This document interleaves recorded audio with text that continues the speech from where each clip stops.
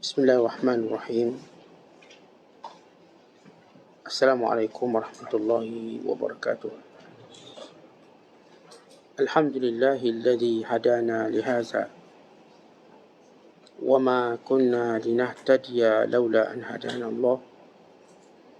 Asyhadu an la ilaha illallah wahdahu la syarika lah wa asyhadu anna Muhammadan abduhu wa rasuluh.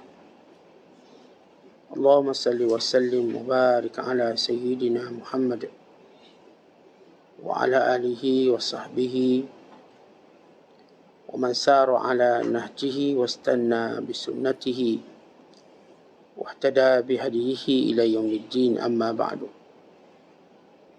Wa qala al-musannifu rahimahullahu ta'ala wa nafa'ana Allahu bihi wa bi'ulumihi fid dharain, amin. Dan berkata Imamul Allama Syekh Abdul Qadir Al-Jilani, semoga Allah Ta'ala merahmatinya dan kita mendapat manfaat serta barakah ilmunya. Sekarang apa yang mesti aku lakukan terhadap kamu, wahai hamba-hamba jiwanya, hamba-hamba tabiatnya, hamba-hamba hawa nafsunya, dan hamba-hamba syaitan.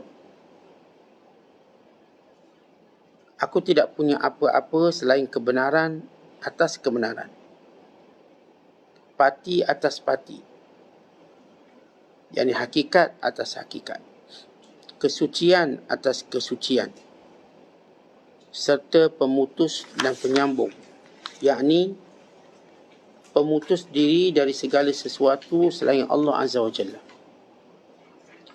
dan penyambung hanya kepada Allah sahaja. Aku tidak akan terima kegila-gilaan kamu, wahai kaum munafik yang suka mengaku diri begini dan begitu, tetapi semuanya itu hanya dusta belaka. Aku tidak malu mengatakan semua itu kepada kamu. Macam mana aku akan malu kerana kamu sekalian tidak pernah malu pada Tuhan kamu sendiri. Kamu berani berbuat keburukan di hadapan Tuhan kamu. Kamu tidak peduli apa yang dilihat Tuhan daripada kelakuan kamu yang buruk itu. Dan tidak peduli kepada para malaikat yang menjaga tindak tanduk kamu. Aku mempunyai kebenaran dari Tuhanku untuk menebas kepala sekalian orang-orang munafik, orang-orang yang kufur lagi berdusta, yang tidak mau bertaubat dan kembali pada Tuhannya Azza wa Jalla dengan tumit-tumit taubatnya dan keuzurannya. Setengah mereka mengatakan kebenaran itu adalah pedang Allah Azza wa Jalla di buminya.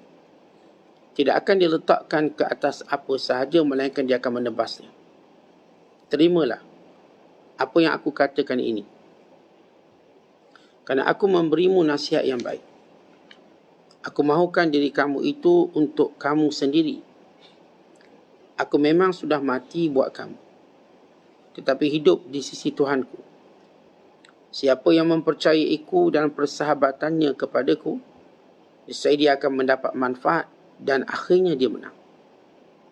Dan siapa yang mendustaiku dan mendustakan persahabatanku, niscaya dia akan diharamkan kurnia Allah dan akan diseksa baik sekarang atau nanti di masa hadapan. Di antara sebab musabak makrifat kepada Allah Azza wa Jalla ialah meninggalkan ungkal dan pertengkaran, atau membantah takdirnya, atau tidak redha kepada dengan pentadbirannya. Sebab itu Malik bin Dinar radhiyallahu ta'ala anhu berpesan kepada setengah muridnya, jika engkau punya makrifat kepada Allah, maka hendaklah engkau redha dengan pentadbirannya dan takdirnya, dan jangan jadikan jiwamu, hawa nafsumu, tabiatmu dan kemahuanmu ikut berkongsi menentukan semua itu. Wahai orang-orang yang sihat tubuh badannya, tapi kosong pula amalannya, apa yang kamu luput yang tidak dapat dari Tuhan kamu? Jika hati kamu tahu dan melihat semua itu, nescaya kamu akan menyesal yang tak sudah. Muslimin dan muslimat yang dirahmati Allah sekalian,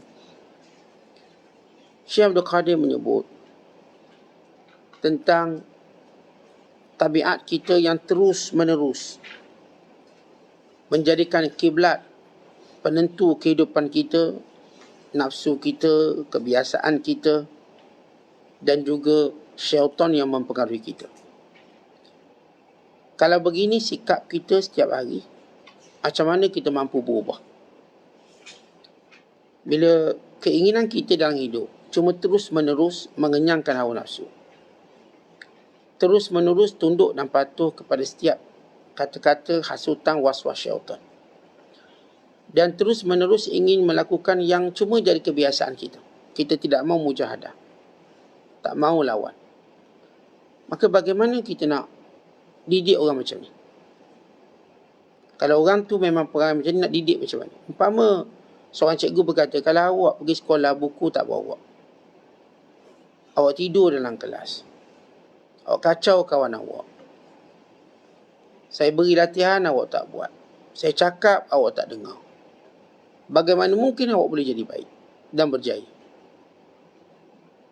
Maka barangkali tuan-tuan sekalian, setiap orang melihat kita ni hebat, kita ni bagus sebab tok guru kita, sebab sekolah kita, sebab universiti kita, sebab tempat kerja kita.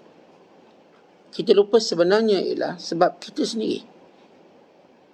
Para guru cuma memberikan kepada kita kebenaran yang perlu kita pegang. Tapi kalau kebenaran itu ditolak, bagaimana kita mungkin sembuh daripada penyakit? Umpama seorang pesakit, jumpa doktor. Doktor beritahu kebenaran, awak ni sakit teruk, darah tinggi, kencing manis. Awak ni ada penyakit itu, penyakit ini. Maka obat yang awak perlu makan, obat ni, obat itu. Bayaran yang dikenakan banyak ni dan banyak tu. Tapi bila pesakit tu degil untuk tidak mengakui penyakitnya dan terus memberi ruang penyakit itu membiak, maka bagaimana pemulihannya? Maka kalau ada sifat-sifat macam ni, maka tidak ada cara lain melainkan akan ku terus berkata benar dengan kamu, yakni bersikap keras dalam kebenaran. Terus aku bercakap tentang hakikat-hakikatnya. Dan terus aku akan mengatakan supaya kamu memutuskan hubungan kamu pada perkara yang tak mungkin kamu kembali pada jalannya melainkan memutuskannya. Tuan-tuan sekalian, kalau kita ambil contoh, orang ni dia sakit teruk lah. Kalau kita sebut dia kencing manis, saya doktor yang merawat, saya dah pesan kurangkan manis, saya dah pesan banyakkan bersenam, saya dah pesan kurangkan makanan berlemak dan itu dan ini saya pesan. Akhirnya dia enggan dengar sampai penyakitnya makin kronik. Sebelum itu saya sebut perkataan kurangkan. Maka hari ini saya kata jangan terus. Mulai hari ini awak tak boleh makan apa-apa. Saya akan tahan awak di ward. Saya akan putuskan awak daripada keluarga awak. Keluarga awak pun tak boleh melawat. Segala makanan pun awak tak boleh makan. Awak tak boleh lagi meminta, tak boleh lagi nak itu, nak ini. Awak cuma boleh makan obat dan saya masukkan air dalam badan. Itu saja. Sehingga awak benar-benar sembuh. Dia kata Syekh Abdul Qadir, kalau kamu perangai tak nak berubah, saya akan keras dengan kamu. Maka saya tak peduli siapa kamu. Dan saya tak peduli apakah kamu terima atau tidak. Maka ini kebenaran. Sebab itu bila kita melihat dalam pendidikan yang dilakukan oleh baginda sallallahu alaihi wasallam. Bila baginda sallallahu kadang-kadang Nabi bercakap dengan bahasa lembut, kadang-kadang tegas. Kadang-kadang Rasulullah bercakap dengan bahasa yang begitu tegas, terlalu tegas. Bahkan tindakan Rasulullah juga tegas. Bila Rasulullah melihat sahabat memakai cincin emas, maka Nabi mengambilnya dari jarinya lalu Nabi membalingnya. Rasulullah cabut cincin emas dan Nabi baling jauh-jauh. Maka lelaki ini tergamam. Seorang berkata kepadanya, pergilah ambil emas tu. Kalaupun kamu haram pakai, kamu boleh beri pada adik perempuan kamu, isteri kamu dan sebagainya. Maka sahabat ini tahu kenapa Rasulullah berbuat demikian. Dia berkata, aku tak akan ambil apa yang Rasulullah buat. Tapi apa yang Nabi buat? Tegas. Rasulullah tak lagi kata sebagaimana yang biasa, emas itu haram. Emas tu tak boleh. Tapi Rasulullah mengambil daripada tangannya lalu membuangnya. Begitu ketegasan dalam menyampaikan kebenaran. Sebab bila kita tuan-tuan sekalian terus memberi ruang nafsu kita, memberi ruang pada syaitan, terus memberi ruang pada kebiasaan kita. Tuan-tuan, hidup kat dunia ni bukan kebiasaan. Ia adalah mujahadah. Kalau kita ikut kebiasaan, sama kita seperti binatang. Binatang, dia ikut kebiasaan. Binatang tak akan bermujahadah. Dia ikut kebiasaan. Pagi dia bangun keluar, petang dia balik. Itu kebiasaan. Dia tak boleh stay up dan sebagainya. Dia makan, kemudian dah dia tidur. Atau dia main-main. Allah jadikan semua makhluk lain berdasarkan kebiasaan dia, tapi tidak manusia. Manusia bukan kebiasaan. Manusia dikena mujahadah lawan kebiasaan. Kita tak boleh hidup macam matahari yang keluar kemudian tenggelam, keluar kemudian tenggelam. Begitu dilakukan. Hujan ribut petir dia keluar dan tenggelam, keluar dan tenggelam. Hidup kita tuan-tuan ada aturan yang kita kena lawan kebiasaan kita. Kadang-kadang kita biasa makan, kita tak boleh makan. Untuk berpuasa Ramadan. Kadang-kadang kita nak bersemang yang haram, kita tak boleh buat benda tu. Walaupun kita dah biasa buat.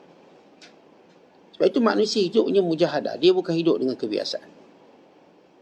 Seorang hidup dengan kebiasaan, dia akan bosan. Dia hidup kebiasaan, maka dia akan binasa. Kita hidup dengan mujahadah.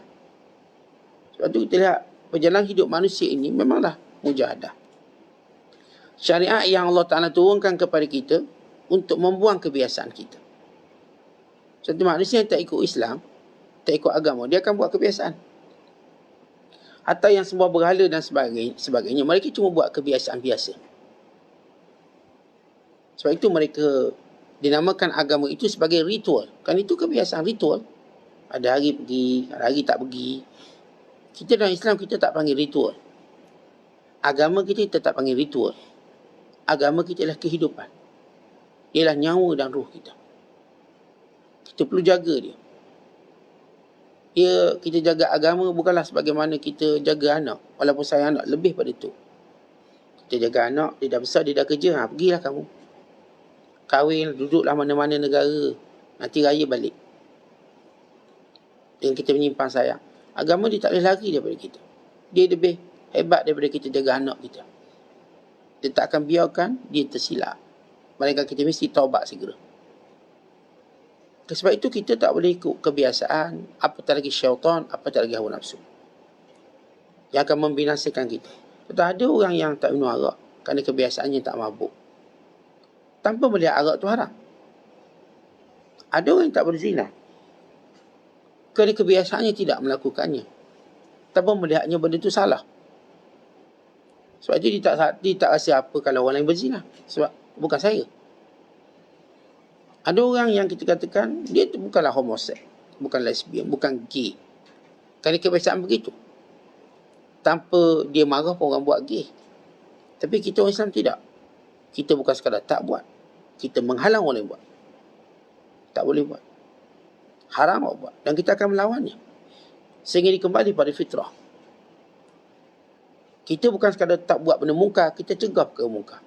Kita tak kata, tak apalah itu kan saya, dia kubu asing, saya lain. Tidak, itu tanggungjawab kita. Kalau awak tak solat, dia juga tanggungjawab saya menegur awak. Walaupun awak tak suka. Walaupun awak kata, jagalah tepi kain sini, tak, saya akan jaga tepi kain awak. Kan ini perintah Allah.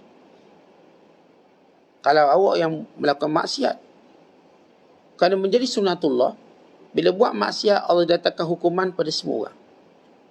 Bila kita buat taat, yang taat itu yang dapat kemuliaan dan keberkatan. Tapi kalau buat maksiat, semua kena. Bagaimana tidak ada tangan yang mencegah. Tapi kalau kita buat kebaikan, dia lah dapat. Dia dapat. Oleh sebab itu, tuan-tuan sekalian, Syekh Abdul Qadir nak sebut di sini, aku akan tegas dalam menyampaikan kebenaran. Aku akan bercakap suatu benda yang benar, walaupun kamu tak suka. Aku akan cakap benda yang bersifat pati. Pati ni maksudnya dia punya hakikat dia. Hakikat. Walaupun awak tak suka. Aku akan bercakap sesuatu yang suci, yang dikendaki oleh syarak. Kerana syarak, semua perintah itu benda suci belaka. Dan aku akan bercakap tentang putus dan sambung. Maksud putus, kamu kena putus dengan semua benda yang melalaikan. Kamu dah teruk. Macam saya dah bagi analogi, kalau pesakit itu teruk sangat, maka dia ni akan diwordedkan dan diputuskan daripada semua orang. Jangan ditengok sampailah kamu sembuh keluar. Maka akan kuputuskan kamu daripada sesuatu selain Allah Ta'ala, dan aku akan sambung kamu dengan Allah je. Sebab itu tuan-tuan sekalian, bila kita lihat bahasa para ahli ulama', kalau orang ambil bahasa ulama', ambil jenis potong depan, potong tengah, potong tepi, maka dia mungkin dengan mudah memfitnah ulama' dengan kata-kata mereka. Yang jenis buat video pendek untuk mencari kesalahan pada ahli ulama', ya, dia dengan mudah dapat mencari kesalahan tadi. Tak susah. Kerana kata-kata ulama' itu dia bersifat, dikatakan, dia bercakap pada keadaan umum begitu. Dia akan bercakap tentang spesifik tertentu. Yang perkataan ini tidak sesuai dengan orang ni. Dan perkataan ini sesuai untuk orang ni. Yang menyebabkan bagi orang tak sesuai cuba menimbulkan balbalah atau keributan, fitnah. Walau dia tak tengok dari awal apa maksud percakapan. Ya, bila kita sebut buang dunia, apalah suruh buang dunia? Mana boleh buang dunia? Bila kita kata jangan dah sibuk dengan cucu, apa ustaz ni anti cucu? Tetapi dia tak faham daripada awal percakapan kita, pertengahan dan akhir. Kalau dia mengambilnya secara tengah-tengah, oh dia ni masuk masbuk ni, masuk kemudian. Masuk-masuk tengok, oh tak boleh. Ustaz tu kata mana ada wali gila.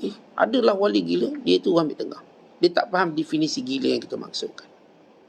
Dan fitnah orang yang melihat seorang baik itu gila.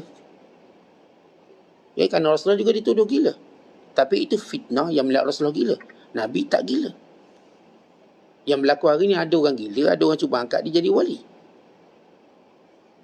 Maka yang angkat tu jadi gila. Yang gila tak salah apa. Jadi percakapan para alim ulama', baik kita baca kitab, baik kita dengar dia bercakap, kita jangan kerak-kerak macam itu, sehingga kita faham apa maksud. Sebab itu kadang-kadang kita lihat Syekh Abdul Qadir menyebut buang dunia. Kadang-kadang ambil dunia. Kaya.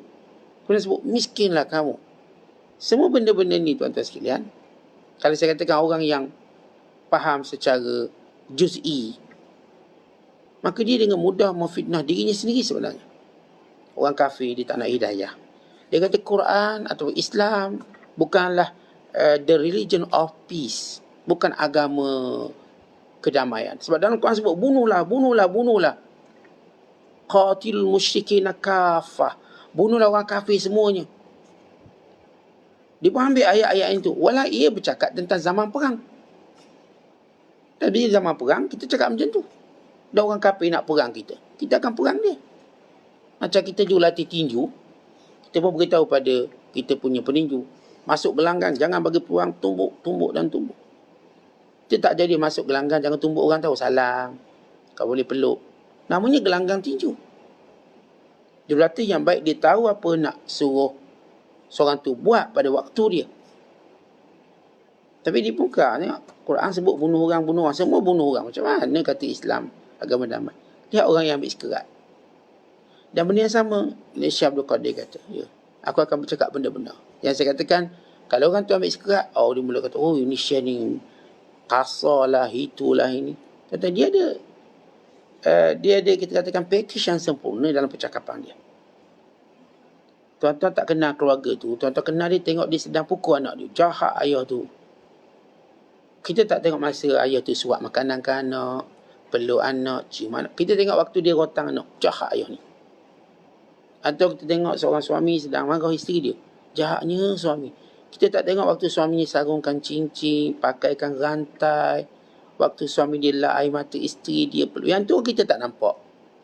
Kita je masuk kemudian tengok, dia dah marah isteri dia. Teruk ni, ini bukan orang terbaik, bukan orang bagus. Begitu cerita kalau orang cuba masuk tengah. Maka bila kita sebut Syekh Abdul Qadir, kata, saya akan bersifat keras dengan kamu. Saya akan jadikan kamu putus daripada segala yang lain dari Allah. Dan saya akan sambungkan kamu hanya kepada Allah. Maka saya tak peduli tentang orang-orang atau golongan yang tidak mau menerimanya. Wahai munafik. Maka keluar istilah kasar. Hei munafik. Hei orang munafik. Hei orang musyrik. Ini Ustaz, bahasa-bahasa kasar ulama sebut juga. Ya, pada waktunya. Tapi bukanlah percakapan kasar menjadi sifatnya. Tuan-tuan kena tahu pada alim ulama. Dia cakap tak kasar, cakap. Pada waktunya. Dia pukul ke tak orang? Pukul pada waktunya. Bahkan dia bunuh orang pada waktunya. Begitu watak dia. Tetapi secara umum bersifat lembut. Tapi ada waktu. Dia berbeza dengan kita orang awam. Ataupun kita sebut orang-orang munafik. Kerjanya maki setiap hari. Apa-apa pun dia maki tanpa sebab. Laknat setiap hari. Yang orang beriman, dia tahu waktu mana bahasa keras digunakan. Dia tahu. Waktu mana dia nak kata, hei munafik. Sini munafik. Wahai musyrik, kau sini. Aku tak peduli kamu siapa. Wahai munafik. Yang mengaku macam tu, mengaku macam ni. Wahai yang tak malu pada Tuhan. Baik, Syekh menyebut ungkapan-ungkapan ni, saya katakan kasar. Ya kasar. Tapi sesudah beliau berlembut. Ya umpama kita katakan kita nak buang karat. Kalau nak buang karat, kita kena ketuk kuat-kuat. Biar berderai karat. Kemudian boleh kita menggosoknya dengan licin. Ambil kertas pasir, gosok, biar dia licin. Kemudian kita menghiasnya dengan cat yang cantik. Kemudian kita mendampinginya. Jadi demikian juga bila seorang yang saya kata dah teruk sangat. Dia kata dia Islam, tapi dalam dirinya dah munafik. Munafik kamu. Ini perangai munafik. Ini perangai tak betul. Kamu sudah lari daripada kebenaran. Kamu tidak malu kepada Allah. Setiap tindak tanduk kamu berdusta. Kamu lupa pandangan Allah. Kamu lupa malaikat-malaikat yang mencatat setiap amalan kamu. Kamu terus beri alasan. Kamu terus tidak mau bertaubat. Begitu perangai kamu, maka jangan harap aku akan berlembut dengan kamu. Kebenaran itu umpama pedang yang akan mencantas semuanya. Tebas semuanya. Maka aku akan benar dengan kamu. Maksud benar, tuan-tuan, bila kita sebut cakap benar ni, orang tak suka. Kalau kita cakap benar, ada orang suka? Tak. Khususnya kepada keadaan dia menyalahi kebenaran. Dia menyalahi kebenaran. Kadang-kadang kita bila orang tu tak betul, kita pun diam yang dia tak betul tu. Kita cakap hal lain. Sebab yang tak betul tu taklah jauh sangat dia daripada kebenaran. Cuma secara teknikalnya. Jadi kadang-kadang tuan-tuan sekalian, kita tak peduli, kita akan bercakap benar. Walau bagaimanapun kasar tindakannya. Diceritakan bila seorang pemimpin kerajaan Abbasiyah. Namanya Abdullah bin Ali. Ataupun Ali bin Abdullah. Maaf, Ali bin Abdullah. Ini bapa saudara kepada Abdullah As-Saffah. Waktu mereka jatuhkan kerajaan Umayyah. Dan mereka membunuh semuanya. Semua penentang, semua warisan. Maka mereka seluruh negara, termasuklah bumi Syam. Yang ketika itu ulama paling alim di bumi Syam namanya Imam Auza'i. Maka caranya dia dah buat, dia dah bunuh ramai orang. Maka dia panggil Imam Auza'i. Datang sini. Imam Auza'i tak datang. Melainkan selepas 3 hari baru datang. Dia nak tengok apakah ulama ini menyokong dia atau tidak. Tentu berada di hadapan bercakap benar artinya putus kepala. Tapi tidak bercakap benar membiarkan kezaliman. Kemudian berdiri di hadapan pemimpin jeneral ini. Lalu berkata, apa pandanganmu dengan sikap kami yang menghancurkan pemimpin zalim? Kami dah jatuhkan pemimpin zalim. Untuk menjustifikasikan tindakan. Lalu kata Imam Auza'i, Rasulullah bersabda, innamal a'mal bin niyat. Setiap orang dengan niat dia. Terpulang. Kalau kamu betul macam tu, itu niat kamu. Allah yang akan menghisapnya. Kemudian ditanya, apa pandangan kamu tentang kami membunuh? Apakah halal kami membunuh mereka? Kejawab Imam Auza'i. Dan keadaan keliling dia semua ni, tentera sedang pegang pedang. Tunggu masa ni. Arab bunuh, maka bunuh. Dia kata, aku kata macam Rasulullah kata, tidak halal darah orang Islam yang menyaksikan tidak ada Tuhan melainkan Allah, Muhammad pesuruh Allah, melainkan dengan 3 perkara. Sebab 3 perkara. Sebab dia membunuh orang lain, atau sebab dia berzina dalam keadaan dia muhsan, atau kerana dia murtad meninggalkan agama. Lalu ditanya lagi, habis apa pandangan kamu? Kami mengambil harta mereka. Apakah salah tindakan kami merampas harta mereka? Lalu jawab Imam Auza'i, kalau orang dahulu mengambil yang haram, maka haramlah kamu ambil. Kalau mereka dulu ambil haram, kamu pun sama, haram. Kemudian ditanya lagi kepada Imam Auza'i, bila beliau mengatakan, seolah-olah kamu macam tak suka duduk depan kami. Itu benar, saya tak suka duduk depan kamu, kerana keluarga saya sedang memikirkan perkara yang mereka bimbang tentang hal saya, apakah saya akan dianiaya oleh kamu atau tidak. So, saya tak suka duduk lama-lama, saya tak nak bimbangkan keluarga saya. Duduk lama lagi lah. Tentang 3 jawapan dia yang bila ditanya oleh pemimpin zalimin, bahkan dia kata Ali bin Abdullah, kalau begitu kami nak lantik kamu jadi ketua hakim bagi menyokong kami. So, kata Imam Auza'i, orang dulu pun tak lantik saya, dan saya harap yang sekarang pun jangan lantik saya. Sebenarnya saya tak ada kaitan dulu, saya tak ada kaitan sekarang. Dia lihat, dia berada di hadapan orang yang zalim, orang yang keras, orang yang memang nak membunuh, tapi dia tetap jawab yang benar. Dia sebut, apa hukum membunuh? Siapa yang mengucap la ilaha illallah Muhammad Rasulullah, maka tak halal kamu membunuhnya. Tidaklah siapa pun kamu, apa pun alasan. Mereka dengan sebab 3 perkara. Okay, di sini kita lihat bagaimana maqam atau berkata benar dalam Islam. Tegas dalam perkataan. Sebab itu Syekh kata, kebenaran itulah pedang Allah Ta'ala. Letak kat mana pun dia akan tebas. Jadi dia akan mendiamkan kebatilan. Kebenaran mendiamkan kebatilan. Kemudian kata Syekh, terimalah apa yang aku katakan ini, kerana aku nak beri nasihat yang baik untuk kamu. Bila murid dengar perkataan, munafik, berat. Kalau Tok Guru panggil anak murid, munafik, sini kau munafik. Bodoh, bahlul misalnya, ia agak berat. Tapi bila kata Syekh Abdul Qadir, bila kamu ni jenis tak berubah-ubah, macam ni perangai kamu. Kalau begini kamu membiarkan hawa nafsu, kamu membiarkan syaitan terus melambung-lambung kamu, sedangkan umur kamu menuju kematian. Kamu sedang menunggu hari pertemuan, detik pertemuan dengan Tuhan. Kamu dah lihat kematian demi kematian, tapi perangai kamu macam gini. Maka apa yang patut kita katakan? Tentu kalau kita ayah lah, kita sayang anak, kita bersuruh anak kita buat macam ni, buat dia tak dengar, Kita kata saya pekak. Kita panggil dia pekak.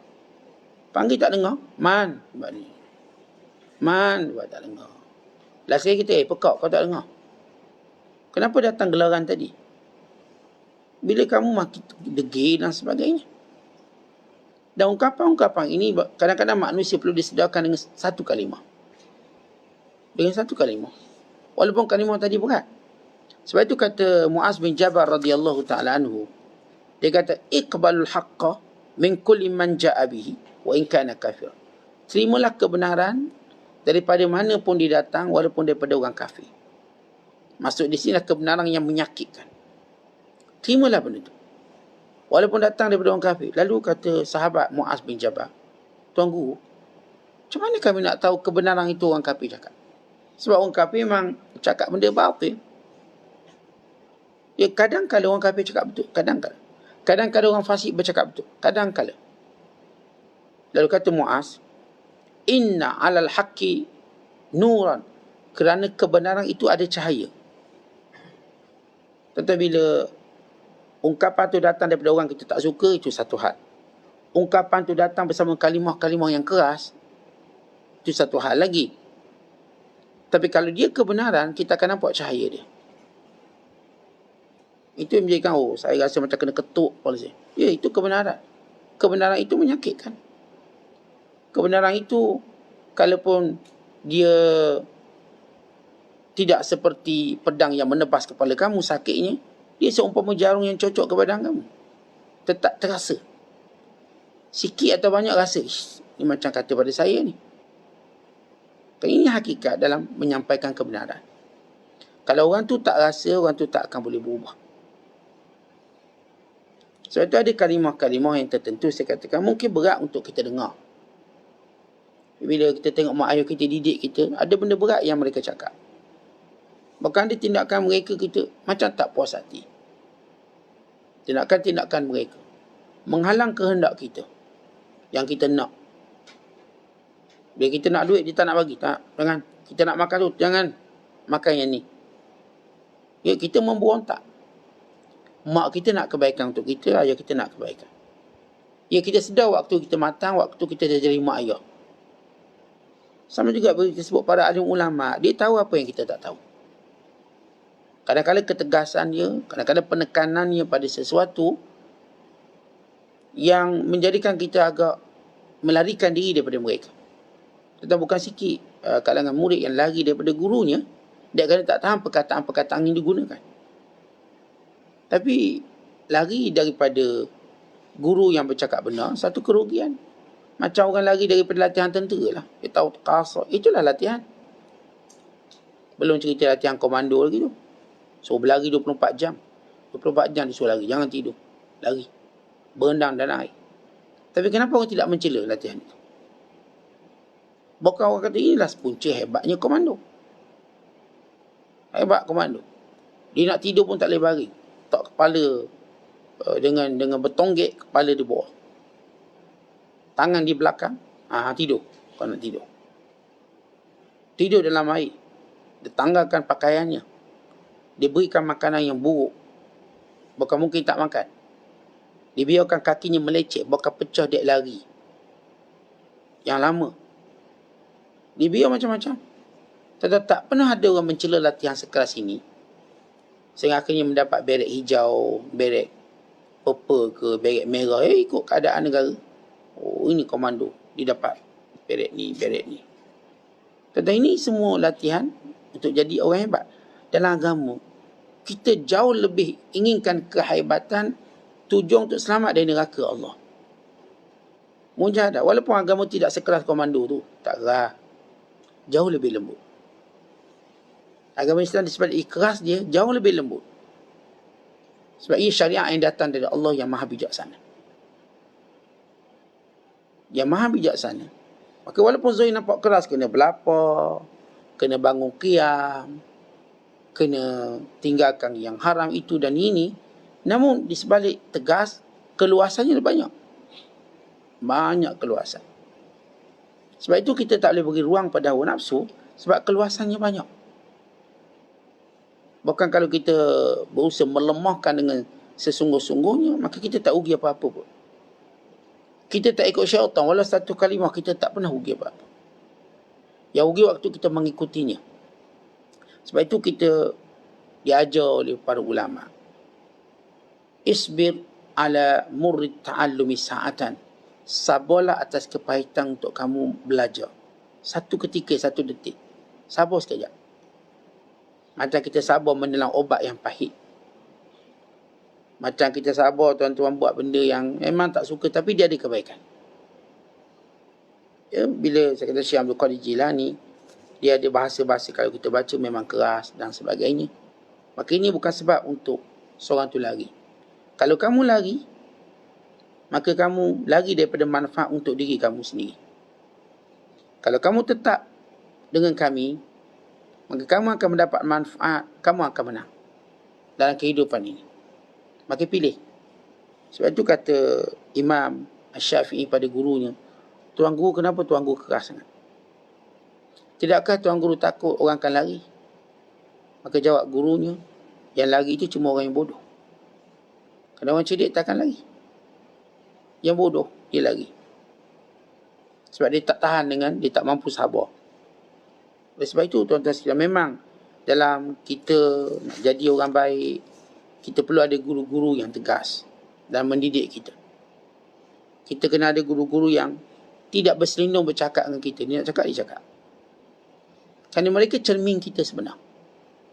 Kita kan ada cermin tu, kalau kita ada jerawat ke, kita ada benda hitam, ditunjuk je lah. Ditunjuk. Kita tak pernah pula tumbuk cermin tu. Bahkan kita bawa mana-mana cermin. Oleh dulu kita tengok muka dia taklah lawa sangat. Tapi kita tak pernah maki cermin. Tapi kita terus baiki diri kita. Beli lalak solek. Buatlah benda tu asal lawa. Tengok lagi cermin. Sehingga kita berpuas hati. Cermin tu tak akan menceritakan siapa kita yang sebenar. Kadang-kadang ialah kita bila berpangkat, dia kata kau pangkat banyak. Ingat tuan tanya, oh macam suruh letak jawatan ni. Bila ada harta banyak, ingat dihisap harta. Ini macam suruh miskin ni. Bila miskin pula, ni macam tak kesian ni. Sabarlah dengan kemiskinan. Maka semua ungkapan dan ucapan untuk kebaikan kita. Sebab itu manhaj para alim ulama'. Kalau kita tengok macam mana ulama'-ulama' sebenar-benar mendidik. Bila Syekh menyebut di sini, bagaimana dengar pesan untuk guru, apa tujuan? Atau kalau kadang-kadang guru tu bercakap kasar dengan kamu dalam menyatakan kebenaran, kamu kena sabar, kamu kena terus menguatkan persahabatan kamu dengannya, terus mendampinginya. Kalau kita lari daripada manfaat yang banyak. Saya katakan para ulama dalam manhaj mereka mendidik golongan yang belajar dengan mereka. Mereka ada, kita katakan 10 asas dalam mendidik yang mereka warisi daripada turun-temurun daripada Nabi SAW. Yang pertama, mereka akan ajar kepada murid mereka. Asas utama kita dan asas kebenaran itu ialah Quran dan hadis Nabi. Sekeras mana pun Quran menceritakan, seberat mana pun arahan, demikian juga hadis Nabi SAW, itulah asas ilmu kita. Walaupun orang tak suka. Bila kita sebut orang murtad kena pancung, tak suka tak, kita akan sebut. Itu yang disebut dalam hadis. Asas pertama, kita dididik. Oh, sumber kita dalam bercakap, sumber kita dalam ilmu, Quran dan hadis Nabi SAW. Macam mana pun orang tak suka kebenaran ini, saya akan sebut. Inilah Quran sebut. Inilah hadis sebut. Bila Rasulullah kata, Allah melaknat lelaki menyebut perempuan, perempuan menyebut lelaki, walau di kalangan anak kita, Allah melaknat kamu. Kamu buat macam ni. Allah melaknat lelaki berpakaian wanita, wanita berpakaian lelaki walaupun cuma iklan, nak lariskan produk dan barang, haram. Kamu lelaki jangan pakai pakaian perempuan, kamu perempuan jangan pakai pakaian lelaki. Ini yang Rasulullah sebut. Artinya, manhaj yang diajar oleh ulama' pada kita, yang saya kata turun-temurun daripada baginda SAW. Sumber ilmu kita. Di situ maknanya marah atau suka kita berdasarkan Quran dan hadis Nabi. Yang kedua diajar kepada kita ialah memahami Quran dan Sunnah mengikut cara yang sebenar. Kita bukan sekadar berpegang pada Quran dan hadis, tapi kita faham Quran dan hadis dengan cara sebenar daripada guru-guru yang muktabar, guru-guru yang betul. Jangan faham dengan cara yang salah. Ya, kerana ada orang juga akan mendakwa saya juga guna Quran, tapi fahamnya salah. Fahamnya mesti daripada ulama' yang muktabar. Ulama' yang berilmu, ulama' yang kita katakan yang berkelayakan, muahal dalam membicarakannya. Yang ketiga yang dia ajar ialah dalam ilmu ini kamu diajar ikhlas. Dalam kehidupan ini tuan-tuan, kita diajar ikhlas. Sebab itu sering daripada mulut para guru kita cakap ikhlas. Bukan cerita orang suka ke orang tak suka. Pada keadaan tuan-tuan orang tak suka, yang penting ini ikhlas. Pada keadaan orang suka, kita ikhlas juga. Tak ada kaitan dengan mereka. Kalau setiap perbuatan kita kerana Allah ikhlas. Atau kalau kita nak lihat sesuatu tu suka tak suka, kita tak akan jumpa. Sebab kejap dia suka, kejap tak suka. Manusia berubah-ubah keadaan diri dia. Maka jangan dia ikut sangat yang dia nak dan dia tak nak. Kita ikhlas dan beragama kepada Allah SWT. Dan yang keempat, bagaimana para guru memulakan dengan menguatkan iman kita terlebih dahulu. Akidah. Dia mulakan dengan akidah. Dia mulakan dengan keimanan sebelum bercerita tentang hukum. Sebab itu para sahabat dia ajar tentang kematian, dia ajar tentang kiamat. Tuan-tuan perhati tak ayat-ayat yang turun di Mekah? Dalam 13 tahun Allah Ta'ala turunkan Al-Quran di Mekah, tidak bercakap tentang hukum. Bercakap tentang amaran kiamat, malapetaka dunia, kematian, nanti dibangkitkan. Bercakap tentang berhadapan dengan malakul maut. Datang malakul maut memukul orang-orang yang kafir. Pukul sebelum masuk kubur lagi dah pukul dah untuk cabut nyawa. Dan bagaimana orang beriman. Perhatikan ayat-ayat di Mekah dalam fatrah 13 tahun. Semua menggerungkan. bercakap tentang kiamat, kematian, bercakap tentang kebinasan kaum Ad, kaum Samud, semua kaum-kaum yang jahat, semua Allah sebut. Supaya dalam diri kita ada kegerunan dan ketakutan. Itulah akidah. Allah cakap buat hukum puasa, zakat, haji. Hukum haji turun tahun ke-6 Hijrah. Hukum puasa turun tahun ke-2 Hijrah. Bayangkan lambat itu hukum tadi. Puasa tahun ke-2, manakala haji tahun ke-6, ada kata tahun ke-9 Hijrah. Dan demikian ibadat-ibadat yang lain. Tapi dalam proses fasa pertama ialah mengajar takut pada Allah. Sebab tu bila kita lihat para ulama cerita bab mati, ustaz bab mati, kita kena hidup. Cerita bab mati buat apa? Cerita bab takut azab kubur sikit. Kita nak dengar yang seronok-seronok. Ini permulaan untuk kita kukuhkan akidah. Hidup ni tuan-tuan kena tahu ada mati, seronok mana pun kita. Tak ada sesuatu menunggu kita di alam barzah. Umur kita sepanjang mana pun akan berakhir, cepat ataupun lambat. Kita diingatkan selalu. Bukan dia suruh kita, kalau macam tu Ustaz saya tak gunalah berkahwin, beranak pinak, mati je ingat. Bukan, itu yang kita katakan dengar semua. Tapi permulaannya ditekankan persoalan iman, akidah. Baru dia bercakap tentang hukum hakam.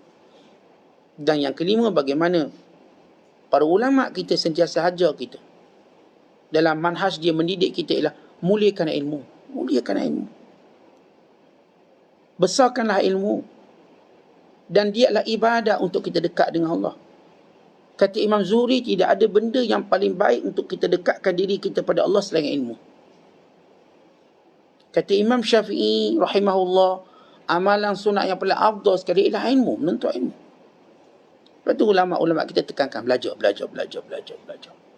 Tuntutlah ilmu. Muliakanlah ilmu. Muliakanlah ulama yang mengajar kamu ilmu. Jangan lihat kekurangan mereka. Ialah ilmu yang dia nak berikan pada kita. Tetapi kita tengok majikan kita, dengan selekeh majikan itu, kita tak pernah peduli asal dia bayar gaji kita. Apakah kerana majikan kita tak handsome, kita saat saya tak nak kerja syarikat tu, kenapa? Majikan saya tak handsome. Itu bodohnya awak punya alasan. Kalau majikan awak boleh bayar gaji awak, macam mana pun majikan tu hak terpulang pada dia. Dia beri hak kita gaji. Tok guru kita bersama kadang-kadang adalah kelemahan tok guru kita. Tapi dia beri tak ilmu? Dapat tak ilmu? Ada. Ambil ilmu dia. Mungkin kita tengok sebahagian kekurangannya. Sebab tok guru saya kurang handsome lah, contoh. Tok guru saya ni kadang-kadang marah juga dia ni. Kadang-kadang siap. Dapat tak ilmu daripada dia? Sepanjang kamu duduk, dapat tak ilmu? Dapat. Kenapa tak nak duduk? Duduk. Dan ambil ilmu dia. Macam saya tak ada orang pun nak lari daripada majikan hanya kerana kekurangan fizikal majikan atau kekurangan perangai dia. Selagi mana memang bos dia bayar setiap gaji yang dia kerja, dia dapat manfaat, dia tak kisah. Bos dia macam mana pun tak kisah. Begitu contoh dia. Sebab itu tuan-tuan sekalian, muliakanlah ilmu dan muliakan orang yang menyampaikan ilmu. Dan itulah ibadat yang paling mudah untuk kita mendekatkan diri kepada Allah. Sebab Allah tak boleh didekati dengan kejahilan. Ramai orang cuba dekat Allah dengan kejahilan, dia tak mampu dekat. Sebab ia benda yang berlawanan. Allah didekati dengan ilmu. Sebab itu para Nabi orang paling berilmu. Allah tak pernah lantik orang bodoh jadi Nabi. Sebut je para Nabi, mereka ada sifat apa? Fatanah. Cerdik. Cerdik sebab apa? Tuan-tuan, ilmu. Takkanlah cerdik itu tak ada ilmu. Dia cerdik tapi ilmu tak ada. Tidak dinamakan cerdik, melainkan dia ada ilmu. Maka kita sebut sifatnya fatanah. Yang bijak, yang faham. Dan yang keenam, bagaimana matlamat pendidikan para ulama kepada murid-muridnya ialah untuk menjadikan seorang hamba Allah yang menyerah kepada Allah. Jadi itu matlamat. Nak jadikan kita serah semuanya kepada Allah. Kita Allah punya. Harta kita Allah punya. Semua yang kita ada, semua Allah punya. Dan setiap takdir Allah itu kehendak dia. Dan kita hambanya. Sebab itu kita diajar sentiasa beriman pada qada dan qadar. Terimalah. Inilah ketetapan ilahi, ketetapan Allah. Guru kita mesti mengingatkan kita. Kemuncak kita, tuan-tuan, ialah membentuk jiwa individu yang menyerah diri kepada setiap urusan Allah. Kita kan hamba je, ikut je. Jangan duk lawan, jangan duk protes, jangan duk bertengkar, jangan duk kata ini lebih baik, ini lebih tak. Ini yang Allah suruh, itu lebih baik. Sebab tu Syekh sebut di akhir percakapannya, dia kata, antara sebab musabab seorang itu mulia sebab ditinggalkan perdebatan, pertengkaran, membantah takdir Allah. Jangan tinggalkan yang tu. Atau bersifat tidak redha dengan apa yang Allah tentukan. Itulah kehancuran kita. Sebab itu Tok Guru ajar benda tu. Kamu terima takdir Allah. Walau bagaimana buruk, walau bagaimana kamu tak suka. Dan yang ketujuh ialah sentiasa mengaitkan setiap penemuan ilmiah dengan hakikat keimanan dan juga akidah. Setiap perkara, baik kita akan bahas itu secara ilmiah. Contoh, tuan-tuan dapat rezeki. Sebab apa? Saya punya marketing, itu ilmiahnya. Tapi dia ingat yang bagi rezeki itu Allah. Okay, kita cerita tentang ni langkah keselamatan kita. Saat saya dah buat ini, kita punya safety. Tapi ingat, yang menjaga kita sebenarnya Allah. Ini cuma ikhtiar kita. Kita tak menafikan ikhtiar dan hakikat ilmu. Tapi setiap kali ilmu tu diceritakan, kita kaitkan dengan Allah. Macam mana tsunami berlaku, macam mana gempa bumi berlaku, macam mana banjir berlaku. Kita pun cerita analogi dia. Kerana longkang kecil, longkang tersumbat, bla bla bla. Hujan turun melebihi kebiasaan, kerana air pasang besar begitu. Baik, itulah analisis ilmu. Tapi ingat, itulah teguran Allah pada kita. Allah sedang menegur kita dengan musibah tadi. Kita boleh bercakap tentang hakikat ilmiah. Sebab apa awak ni sakit perut? Oh, sebab awak tak sarapan, biarkan angin masuk. Kerana awak lambat sarapan, kerana awak makan benda-benda yang berangin. Awak itu ini, ya, kita sebut. Tapi itu sebenarnya peringatan dari Allah. Penyakit, ingatan dari Allah. Sebab itu bila kita baca surah pertama yang diturunkan. Iqra bismi rabbikal ladzi khalaq. Bacalah dengan nama Tuhan kamu yang menjadikan. Ingat, dikaitkan Tuhan kamu. Bacalah dengan nama Tuhanmu. Ambillah ilmu, tapi ingat dia Tuhanmu. Tuhanmu yang beri kamu ilmu. Di sebalik ilmu yang kita kaji, ada teguran baik. Kita cerita tentang bagaimana COVID berlaku, bagaimana dia tersebar, bagaimana ia membiak, bagaimana bentuk-bentuk nama-nama COVID, adik-beradik COVID. Itu hakikat ilmiah. Tak ada orang nafi. Vaksin, kita SOP, tetapi kita akan kaitkan dia dengan kehendak Allah. Sebab tu kita tak kata vaksin ini menyebabkan kita tak kena, tak.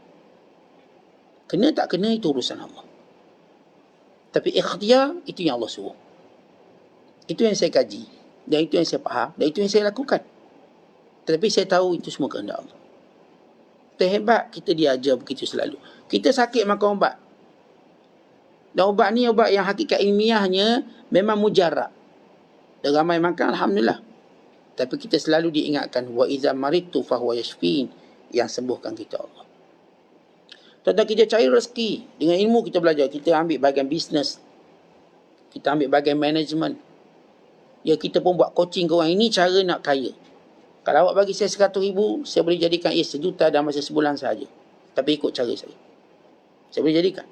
Saya boleh jadikan 1 juta, 5 juta dalam masa setahun. Saya boleh buat. Tetapi itu hakikat ilmu. Betul lah marketing. Kita tak nafi.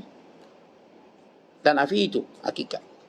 Tetapi ingat, akidah kita. Siapa yang mengayakan kita kalau bukan Allah? Siapa yang menjadikan dia berjaya kalau bukan Allah? Kita tak ada apa-apa. Sebab tu kita berilmu, cakaplah macam mana pun ilmu, kita tak lari daripada ketentuan Allah. Cakaplah apa pun cara kita buat, ikhtiar kita sehebat mana pun. Ingat, di sebalik percaturan, di sebalik apa yang kita buat, ada penentunya Allah Ta'ala. Tak tahu bagaimana kita katakan orang tu dah buat macam-macam cara, maka Allah tunjuk kuasa dia.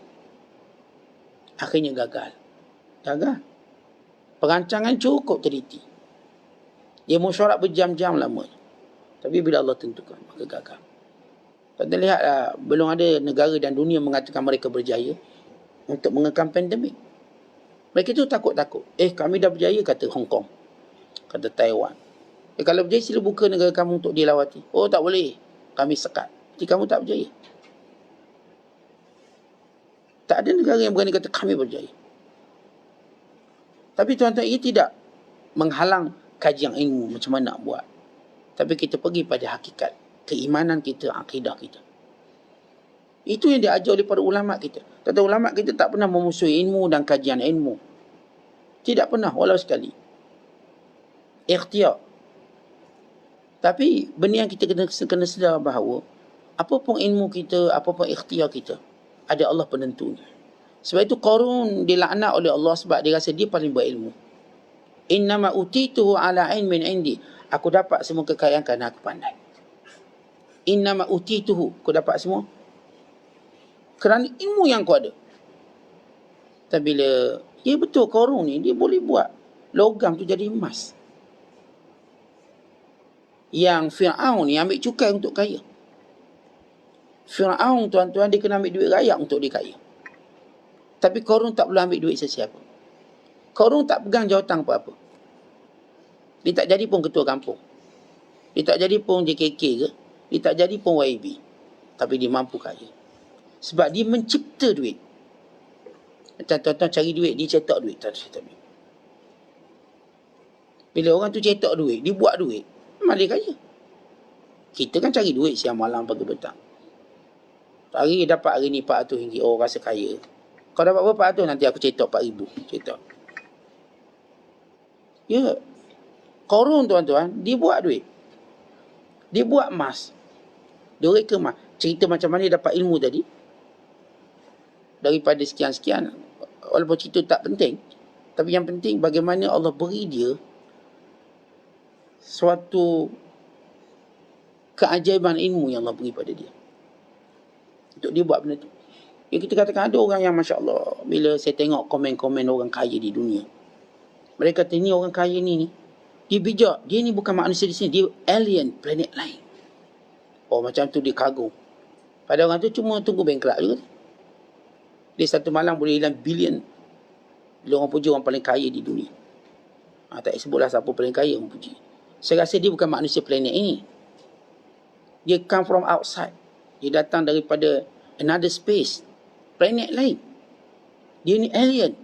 Makhluk asing yang datang untuk cari kekayaan di sini. Mana kagum otak. Tentang kita, macam mana Tuhan hebat, kita tak kagum dia. Kita kagum pada Allah yang beri dia perkara tersebut, uji dia. Macam mana pun orang tu hebat, kita tahu setiap orang hebat dia akan jatuh. Kalau kita ni hidup lama kat dunia. Kalau tuan hidup umur 40-50 tahun, tuan-tuan dah tengok naik turun orang. Yang ni juara dunia, lepas tu hilang.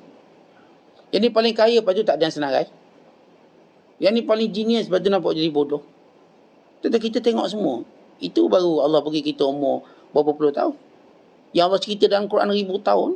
Kau yang paling hebat, paling cerdik, paling gagah, paling kuat, tak pernah sakit, pun dibinasakan oleh Allah.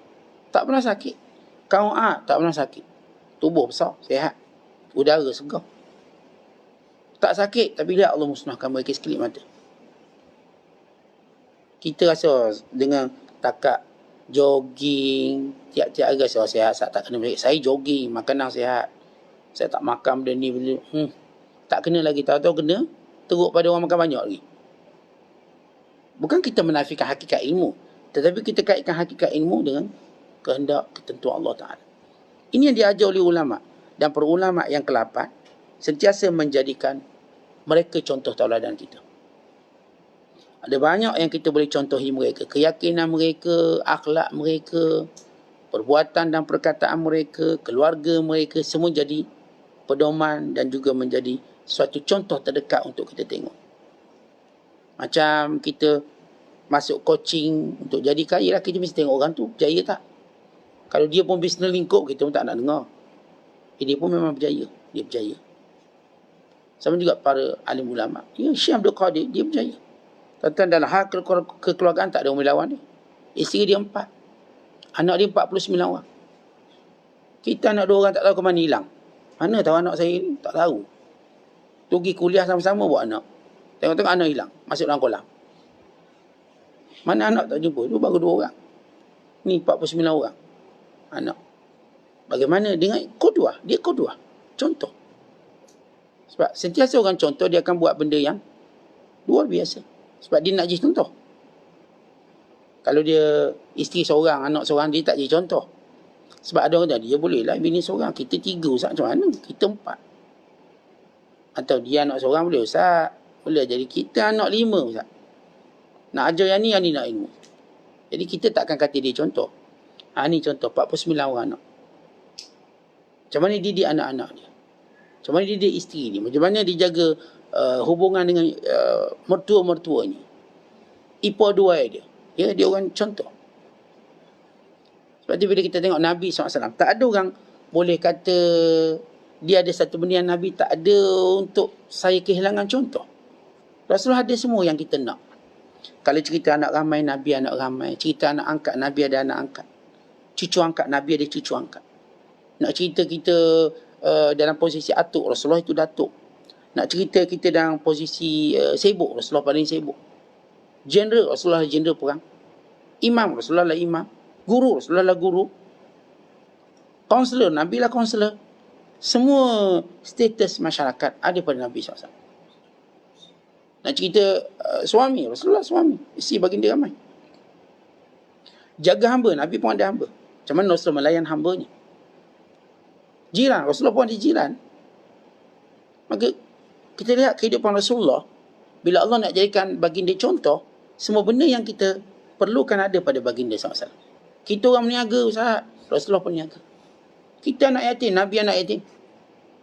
Apa lagi kita nak cerita? Kita ternak, Rasulullah pun ternak. Semua benda lapangan hidup, Rasulullah ada benda yang Nabi ajar. Yang berkebun, Nabi ada ilmu tentang berkebun. Nabi ajar kita. Yang meniaga, cara meniaga. Yang kahwin, cara kahwin. Yang memerintah, Rasulullah pemerintah. Pemerintah yang agung. Ya, kerana awak ikut perintah, cara Rasulullah perintah lah. Umar ikut cara Rasulullah perintah lah. Mereka jatuhkan Rom dan Parsi. Nabi dah buat dia punya silibus dia yang perlu diikuti. Dan ini di antara sifat guru. Dan yang ke-9 tersebut sifat lembut mereka. Ada waktu mereka amat lembut dengan para pelajar mereka, amat menggalakkan orang belajar, amat menggalakkan. Terlalu kita katakan membantu. Terlalu menyokong kita sungguh-sungguh. Dan yang akhir sekali yang ke-10, kita sebut sebahagian daripada banyak sifat mereka. Yang ke-10, mereka akan perbagaikan ilmu mereka. Perbagaikan cara mengajar mereka untuk menarik perhatian para pelajar dia. Dan Nabi SAW, contoh agung Rasulullah. Baginda, berbagai contoh Nabi buat. Berbagai cara Rasulullah buat. Dekat kubur Nabi ceramah, atas mimbar Rasulullah ceramah, kat meja Rasulullah ceramah, waktu bersama Rasulullah ceramah, semua keadaan. Nabi bercakap semua tajuk. Dan ini manhaj para ulama dalam mendidik yang diajar oleh pertama Nabi SAW, kemudian diwarisi. Dan di antaranya ialah kita katakan kata-kata yang keras itu juga sebahagian daripada manhaj mereka. Kata-kata yang keras. Nabi SAW kata pada Abu Dzar, wahai Abu Dzar, kamu lelaki yang ada jahiliah. Innaka mru'un fika jahiliah. Muni perangai jahiliah ada lagi. Selalu bersifat keras pada waktu tertentu. Pada keadaan tertentu. Jadi ini semua yang kita peroleh daripada guru-guru kita. Sebab itu kata Syekh lah sekali selepas menyebut, kenapa aku nak bercakap benar? Ini manhaj aku dalam mengajar, mendidik kamu.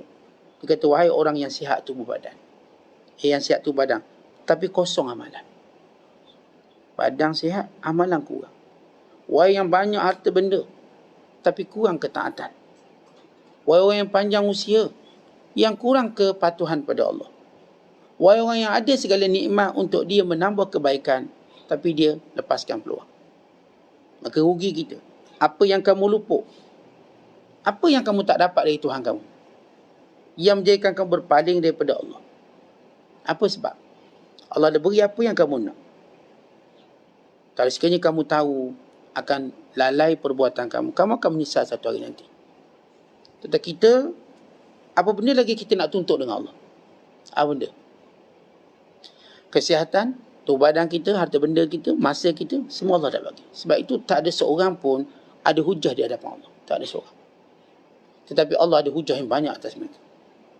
Bayangkan tuan-tuan bertemu dengan Allah, kita tak ada alasan. Sedangkan kita tahu kita lalai. Macam mana kita nak jawab? Dan Allah Ta'ala ada sebab yang banyak pada kita. Kurniaan yang banyak. Oleh sebab itulah kita dalam tempoh umur yang Allah berikan, kita nak terus bermujahadah. Jangan ikut hawa nafsu, jangan ikut syaitan, jangan ikut kebiasaan. Dan bersabar dengan ketegasan, kekerasan, atau bersabar dengan kepahitan kebenaran. Kadang-kadang kita dengar benda-benda tu pahit. Memang pahit. Sabar. Jangan sampai sifat munafik bersarang di hati kita. Jangan lepaskan peluang umur kita. Jangan lepaskan harta yang kita ada. Jangan lepaskan peluang sihat tubuh badan kita untuk menambah ketaatan kita pada Allah. Wallahu bisawab. Assalamualaikum warahmatullahi wabarakatuh.